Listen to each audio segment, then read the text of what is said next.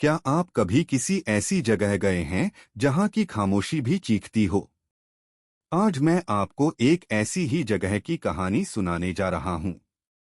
मसूरी की ठंडी हवाओं के बीच एक होटल आज भी खामोशी का भूत झेलता है। Savoy hotel. और इसके अंदर एक कमरा, कमरा नंबर 308।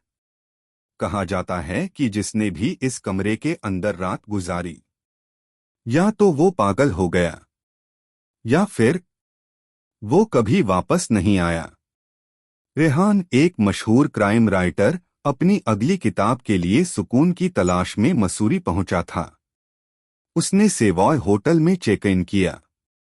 रिसेप्शनिस्ट ने उसे चाबी देते हुए थोड़ा हिचकिचाकर कहा, सर, आपको कमरा नंबर 307 अलॉट हुआ है। रेहान ने होटल की पुरानी तस्वीरों को देखते हुए पूछा, मैंने सुना है यहाँ का कमरा नंबर 308 काफी मशहूर है। क्या वो मिल सकता है? रिसेप्शनिस्ट का चेहरा एकदम से सफेद पड़ गया। उसने घबराकर कहा, सर, वो कमरा, वो रहने लायक नहीं है। कई सालों से बंद है। रेहान हंसा, अरे, मुझे तो बस एक रात के लिए चाहिए। मैं एक हॉरर राइटर हूं। कहते हैं ना, ऐसे ही हॉन्टेड कमरों से सबसे अच्छी इंस्पिरेशन मिलती है। रिसेप्शनिस्ट ने न चाहते हुए भी मैनेजर से बात की। कुछ देर बाद वो धूल भरी चाबी लेकर आया। ठीक है सर, लेकिन एक बात याद रखिएगा, अगर रात में कुछ भी अजीब लगे, कोई आवाज आए, तो दरवाजा मत खोलिएगा, किसी भी कीमत पर नहीं। रेहान को लगा ये सब होटल का पब्लिसिटी स्टंट है, टूरिस्ट को डराने का एक तरीका। उसने चाबी ली और 308 की तरफ चल दिया। उसे क्या पता था कि किस्मत उसके लिए वो दरवाजा पहले ही खोल चुकी थी, जिसे वो कभी बंद नहीं कर पाएगा। कमरा नंबर 308 बिल्कुल वैसा था जैसा कहानियों में होता है।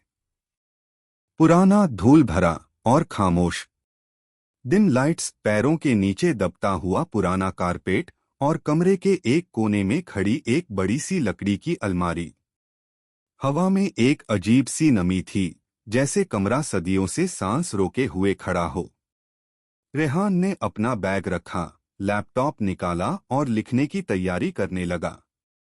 उसने अपनी कहानी का पहला चैप्टर शुरू ही किया था कि खट खट खट, एक दस्तक।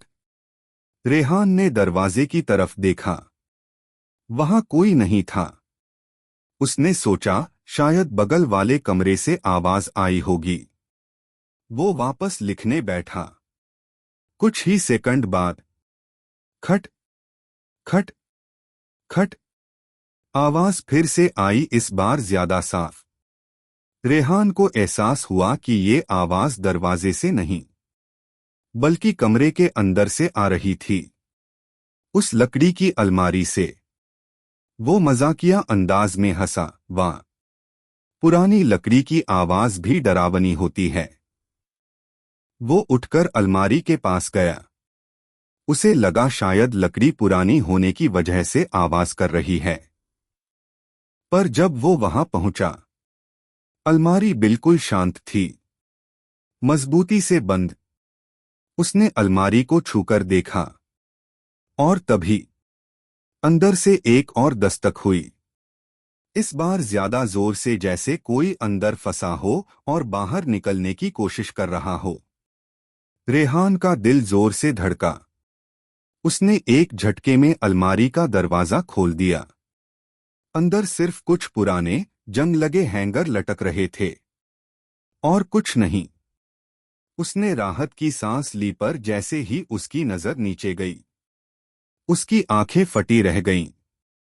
अलमारी के अंदर कारपेट पर ताजी मिट्टी बिखरी हुई थी, रेत जैसी बारीक मिट्टी, जैसे कोई अभी अभी वहां जूतों के साथ खड़ा था और उसके दरवाजा खोलते ही गायब हो गया हो। रेहान का मजाक अब डर में बदल रहा था।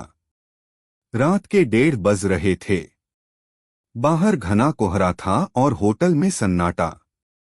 रेहान थका हुआ था और दिन भर की अजीब घटनाओं ने उसे परेशान कर दिया था। वो सोने की कोशिश कर रहा था, तभी उसे दरवाजे के नीचे से एक परछाई गुजरती हुई दिखी। एक औरत का सिलहूट, लंबे बाल, एक लंबा गाउन, और वो बहुत धीरे धीरे चल रही थी, जैसे हवा में तैर रही हो। रेहान का दिल उछलकर गले तक आ गया। क्या कोई सच में दरवाजे के बाहर खड़ा है?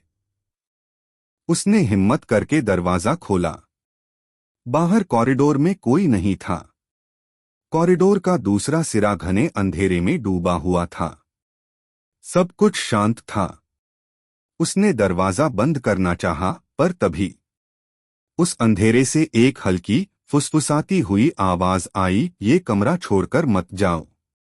आवाज सुनते ही पूरे कॉरिडोर में बर्फीली हवा का एक झोंका दौड़ा, और रेहान के कुछ समझने से पहले ही कमरे का भारी दरवाजा धीरे धीरे अपने आप बंद हो गया।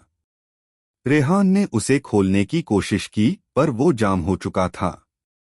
अब वो कमरे में कैद था। उसकी सांसें तेज हो गईं। वो पसीने से भीग गया था। उसे प्यास लगी और वो पानी पीने के लिए बाथरूम की तरफ भागा। बाथरूम का शीशा भाप से धुंधला हो गया था, जैसे किसी ने अभी अभी गर्म पानी से नहाया हो। रेहान ने नल खोला, और जैसे ही उसकी नजर शीशे पर पड़ी, उसके हाथ से गिलास छूटकर जमीन पर गिर गया और टुकड़े टुकड़े हो गया। शीशे पर भाप के ऊपर किसी ने उंगली से लिखा था, डोंट स्लीप। रेहान के होश उड़ गए। वो चीखते हुए बाथरूम से बाहर भागा। उसे किसी भी हाल में इस कमरे से निकलना था। पर जब वो भागकर कमरे में वापस आया, तो एक और खौफनाक मंजर उसका इंतजार कर रहा था। लकड़ी की वो अलमारी, जिसे उसने अच्छी तरह बंद किया था, अब पूरी खुली हुई थी, और उसके अंदर हैंगर्स के बीच मिट्टी से एक और मैसेज लिखा था। लिखा था, हम कभी नहीं सोते। रेहान कांपते हुए हाथों से फोन ढूंढने लगा। उसने कांपती उंगलियों से रिसेप्शन पर डायल किया। फोन की घंटी बजती रही, बजती रही। आखिरकार किसी ने फोन उठाया। वही रिसेप्शनिस्ट। उसकी आवाज में घबराहट थी, कौन है? रेहान चिल्लाया, मैं 308 से रेहान बोल रहा हूं। यहां कुछ गड़बड़ है। दरवाजा जाम हो गया है। मुझे बाहर निकालो। दूसरी तरफ से रिसेप्शनिस्ट की आवाज कांप रही थी। उसने कहा, सर, आज रात 308 में कोई नहीं रुक सकता। वो कमरा, वो औरत, 1920 में वहां एक लेडी का मर्डर हुआ था। कहते हैं वो आज भी अपना कातिल ढूंढ रही है। रेहान चीखा, मुझे ये सब नहीं सुनना। मुझे बस यहां से बाहर निकालो। रिसेप्शनिस्ट कुछ देर के लिए चुप हो गया। फिर उसकी हिचकी भरी आवाज आई, सर, पर आप तो 308 में रह ही नहीं रहे। आपका कमरा तो 307 है। 308 तो पिछले 2 साल से बंद है। उस पर ताला लगा है। ये सुनते ही रेहान के हाथों से फोन छूटकर गिर गया। अगर 308 बंद है, तो वो कहाँ है? वो रोने लगा। उसने फोन उठाकर चीखते हुए कहा, नहीं, मैं 308 में ही हूं। मैं यही हूं। लाइन डेड हो चुकी थी, और तभी कमरे की सारी बत्तियां एक झटके में बंद हो गईं। घना, दम घोंटने वाला अंधेरा। खट खट खट। दस्तक फिर से शुरू हुई। इस बार अलमारी से नहीं, बाथरूम के अंदर से क्रीक। बाथरूम का दरवाजा धीरे धीरे अपने आप खुलने लगा। अंदर शीशे पर फिर से भाप बनी, और उस पर एक नया मैसेज खुद ब खुद लिखने लगा, यू आर द वन। और फिर बाथरूम के अंधेरे से वो ग्रे गाउन वाली औरत बाहर निकली। उसकी आंखें बिल्कुल सफेद थीं, उनमें कोई पुतली नहीं थी। उसका चेहरा ठंडा था, मुर्दे जैसा। वो हवा में तैरती हुई रेहान के ठीक सामने आकर रुकी। उसके होठों पर एक भयानक मुस्कान थी। उसने अपनी बर्फीली आवाज में धीरे से पूछा, मेरी कहानी लिखोगे या फिर तुम्हारी लिखी जाएगी? एक चीख और फिर स्टैटिक की आवाज। कैमरा जमीन पर गिर जाता है। अगले दिन जब होटल स्टाफ ने बार बार फोन करने पर भी कोई जवाब नहीं पाया, तो उन्होंने पुलिस को बुलाया। कमरा नंबर 308 बाहर से वैसे ही बंद था जैसा पिछले 2 सालों से था। उस पर पुराना ताला लगा हुआ था।